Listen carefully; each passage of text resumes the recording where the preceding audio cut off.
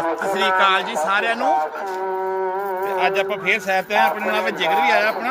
ਆ ਮਾਰਿਓ ਕੈਮਰਾ ਨਾਲੇ। ਵੀ ਆਈ ਆ ਦੋਵੇਂ ਡੌਗੀ ਆਪਣੇ ਨਾਲ ਆਏ ਆ। ਗੁਰੂ ਮਹਾਰਾਜ ਗੁਰੂ ਰਾਮਦਾਸ ਦੀ ਬਾਣੀ ਚੱਲ ਰਹੀ ਆ। ਸੋ ਗੁਰੂ ਰਾਮਦਾਸ ਸਾਰਿਆਂ ਦਾ ਕਿਰਪਾ ਕਰੇ, ਸੈਰ ਕਰਿਆ ਕਰੋ। ਸਭ ਤੋਂ ਕੁਦਰਤੀ ਦਵਾਈ ਇਹੋ ਹੀ ਆ। ਤੇ ਆਪਾਂ ਸਟੈਪ ਲਾਉਣ ਲੱਗੇ ਆ। ਆਪਣੇ ਦਾਸ ਦੀ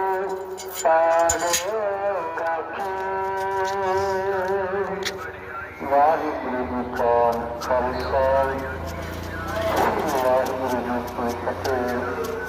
ਸਤਿਗੁਰੂ ਜੀ ਦੀ ਕਿਰਪਾ ਹੋਈ ਰਾਮ ਕਬੀਰ ਸਮੂਹ ਸ਼ੁਭਾ ਸਿੰਘਾਂ ਦੀ ਗਾਲੰਦ ਜਿਨ੍ਹਾਂ ਸਿੰਘਾਂ ਕਰਨ ਵੇਦ ਸੇਧ ਦਿੱਤੇ ਬੰਦ ਕਟਵਾਏ ਖੜਖਾਂ ਦੇ ਚੜੇ ਜਿਨ੍ਹਾਂ ਕੁਰਬਾਨੀਆਂ ਕੀਤੀਆਂ, ਜਿਨ੍ਹਾਂ ਨੇ ਮਹਾਨ ਕੁਰਬਾਨੀਆਂ ਕੀਤੀਆਂ।